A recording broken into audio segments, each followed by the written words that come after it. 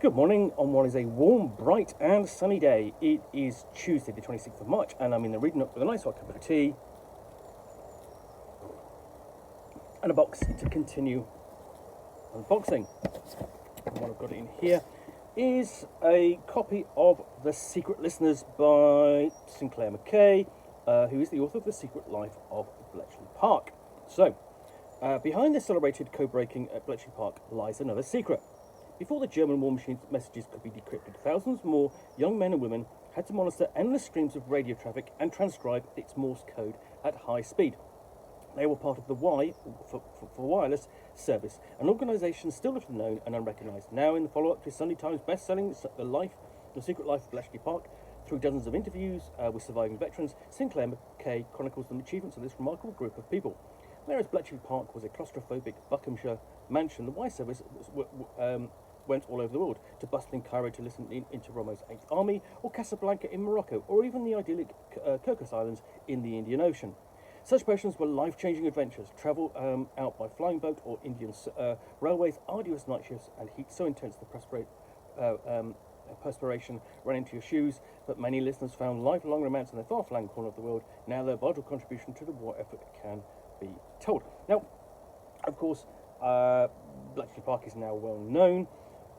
Probably best known, obviously, for the contribution of Alan Turing, the mathematics and computer science genius, as best seen in The Imitation Game, the film with Benedict Cumberbatch. But, as you say, the Y service, I'd not heard of it, which is why I looked at this and went, what's this? Another history book.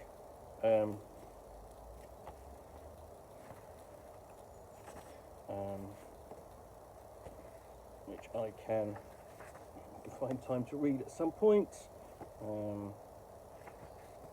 So, a table of contents, map of the world with some of the postings on it, principal listening stations, basically the nature of the job, tuning into the enemy.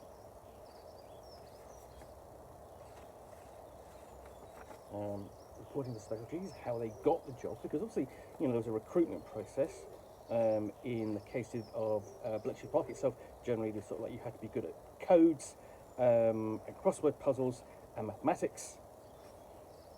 And essentially, those were the human computers, as it were, who were attempting to decrypt the codes before the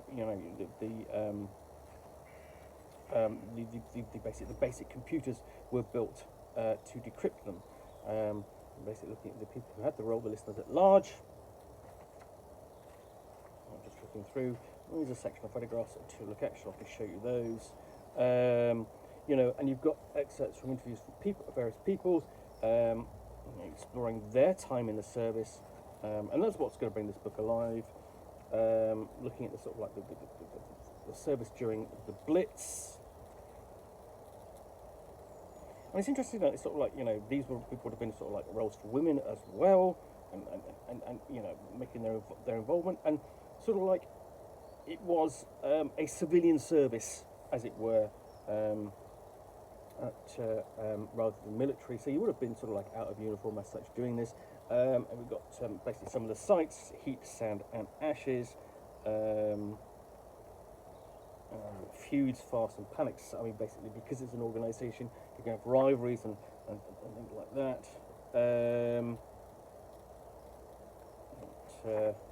Again, further abroad, and then we have those photographs I want to show you. So we have a couple of the locations, because the war effort would second people to various places around the world. It would take over houses like at Beaumont Hall in Leicestershire. That would become a secret site. And here we've got basically pictures of various bases and operations. We've got an organisation chart, and then we've got May picture there of May Hugh Trevor-Roper, who brilliantly intercepted and analysed our traffic, also involved in general in the espionage efforts, counter-espionage in particular, and so on. If you've read Ben McIntyre's Agent Zigzag, he plays a major role in that. So you've got a good idea of what the job entailed, what life was like for its operatives, with actual intercepts and so on, and notes and records.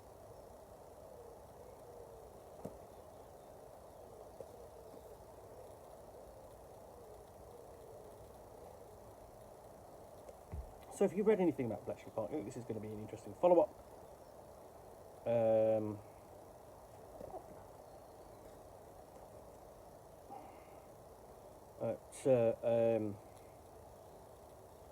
Interesting, this makes the point that the English countryside in wartime featured many aerial Stonehenges, beautiful but conspicuous to overhead bombers. Efforts were made in places to disguise them, and it's almost like you have a henge there, and you've got the modern GCHQ outside Cheltenham, known as the Donut, and it looks very similar.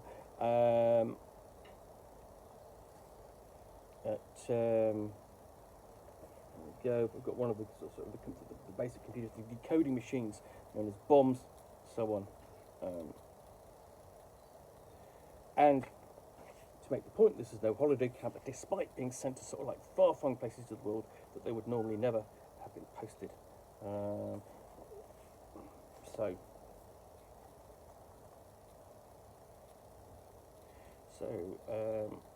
Basically dealing with the campaign in North Africa against Rommel and the art of dirty tricks. Still going back to the domestic front because it operates worldwide as well as at home, or at home as well as worldwide. So yeah, this is, I say, going to be interesting to read to what happens, to another arm of espionage not talked about all that often. And there we've got Dick going for D-Day and after. And we get to the end of the beginning, essentially, how the service would have been wrapped up. But it's interesting to note that sort of like some of this would continue after the war, well into the 50s and 60s, because you would have recruits, essentially conscripts, in fact, in the British Army and so on. Actually taken away, trained in Russian, and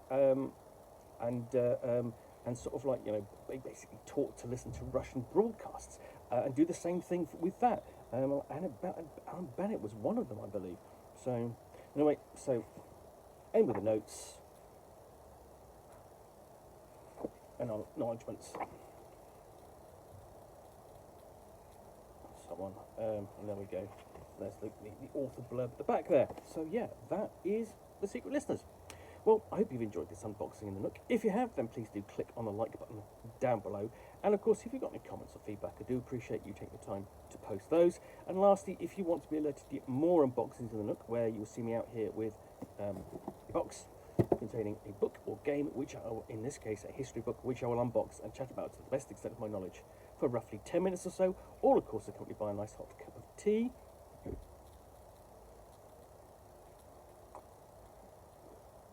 Then please do click on the subscribe button down below. Thanks again for watching another unboxing in the Nook, and we'll be back again soon with another one. Bye for now.